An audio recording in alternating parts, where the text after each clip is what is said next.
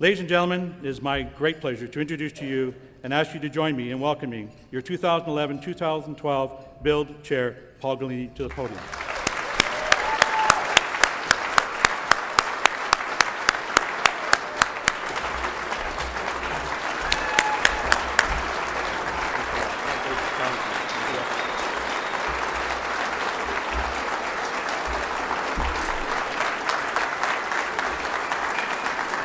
Thank you.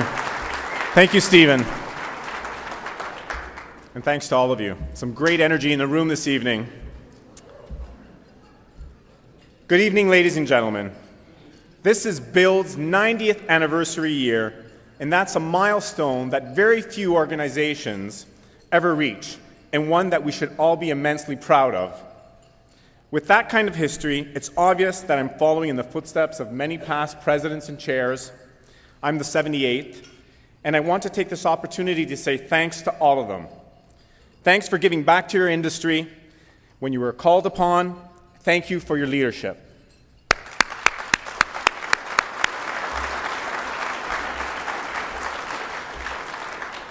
To each individual leader, thank you for taking on every issue that evolved during your term. No matter how long ago you served, I bet you remember your biggest challenge. The fact that each of you got us through those particular challenges is the reason why we're all here celebrating our 90th anniversary tonight.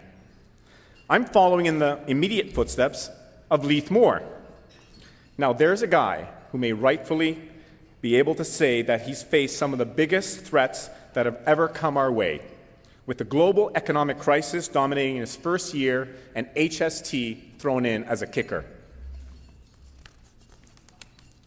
Leith, you brought us through those challenges and many more with flying colors.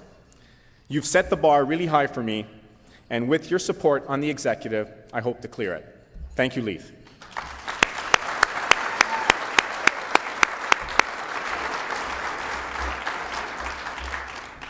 I'd like to share a personal aside with you this evening.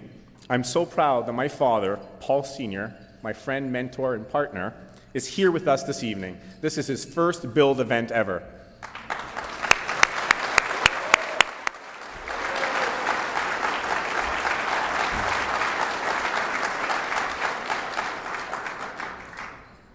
Paul Sr.'s father, my grandfather, was an apartment builder in Rome in the 1920s, so I'm actually the third generation in the building industry.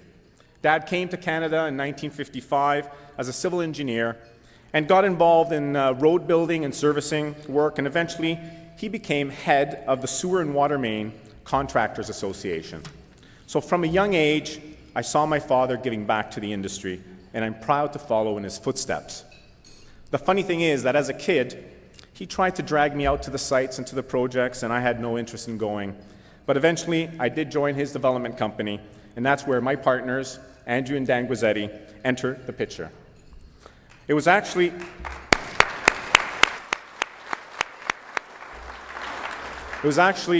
my father and Andrew and Dan's uncle, Uncle Andy, who started out developing land in Dundas, Ontario. At a time when many home builders were crossing over into land development, we were going the other way, getting into the building side. Empire Homes' first project was an 800-unit community called Hidden Valley, and we've never looked back. Empire was also one of the first low-rise home builders to shift over to high-rise construction, launching our first 3 towers, Empire Place in Richmond Hill in 1997. We were way ahead of our time on that front, and it's only now that we're seeing condo builders moving into the 905 region in significant numbers. Empire was also one of the first Energy Star builders in Ontario, and one of the first to make it standard across the board. Working hand in hand with Paul Sr., Andrew and Dan Guizzetti, I'm proud to say that Empire Communities has built more than 5,000 homes and communities and condos in the 416, 905, 1905, and 519 areas of the greater GTA over the last 17 years. So I'm sharing this with you to demonstrate that as your chair, I can empathize with most of you based on my hands-on experience at Empire in the development and building industry. In the last few years, I've also been building up my resume for this leadership position here at Build. through the participation in the trenches, in the Green Education Committee, in the councils, and the chapters, and of course, serving on the board and the executive committee.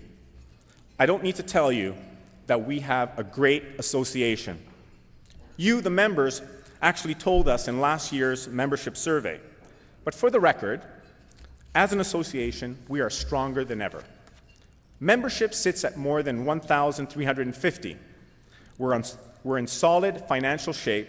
We've got a great executive, board, staff team, and we've got some great new initiatives coming in 2011. Moving forward, I'd like to talk to you about affordability, sustainability, and prosperity. Let me start by setting the stage with a bit of context. As an industry, we're coming off a year in which we sold nearly 37,000 units. That's up about 8% over 2009. That's a reasonably good year, certainly good enough to contribute our fair share, if not more, to economic growth, job creation, and the tax coffers at all levels of government.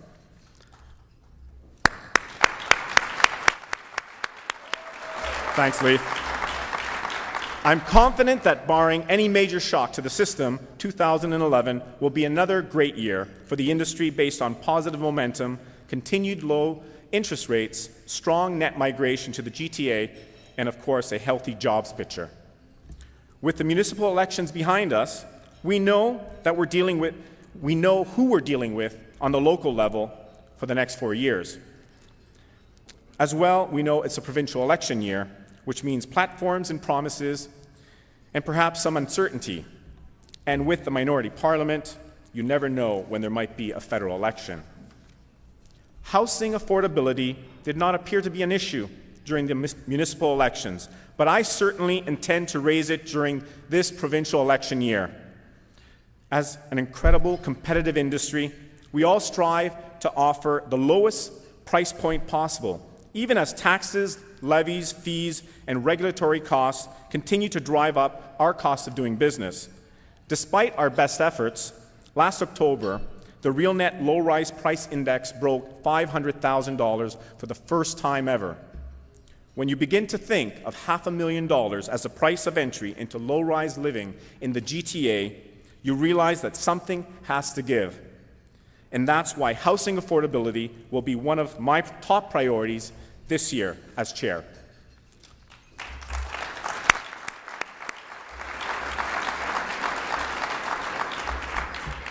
Looking at some cost drivers, it's no secret that we are suffering from a severe shortage of low-rise lots in the GTA.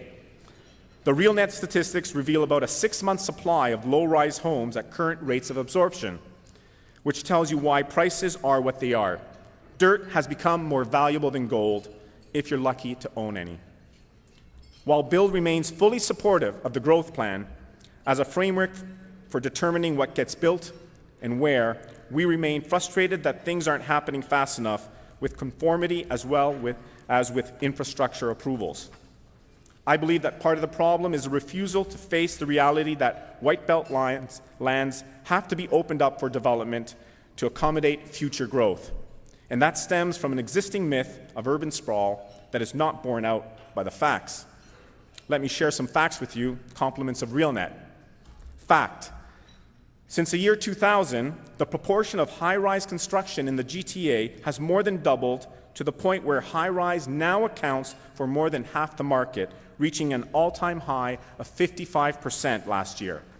Fact: at the same time, the single detached home share of the market has dropped from 43% in 2000 down to 27% last year. Barely a quarter of what we're building as an industry today is single detached homes. Fact number 3, our sales and building activity has shifted inwards to the point where 45% of all the activity last year was in the 416 area code. That's double what it was 10 years ago.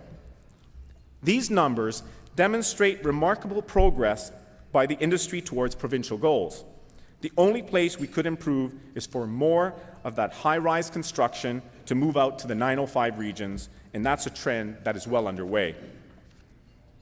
That said, there are some serious obstacles to high-rise 905 construction, not the least of which is parkland dedication requirements that work against intensification, as well as excessive development charges. These are problems we will address face to face with the ministries that hold the keys to successful implementation of the growth plans. Leith got the ball rolling on this initiative late last year, and he's going to continue carrying it forward, which I sincerely appreciate. Thank you, Leith.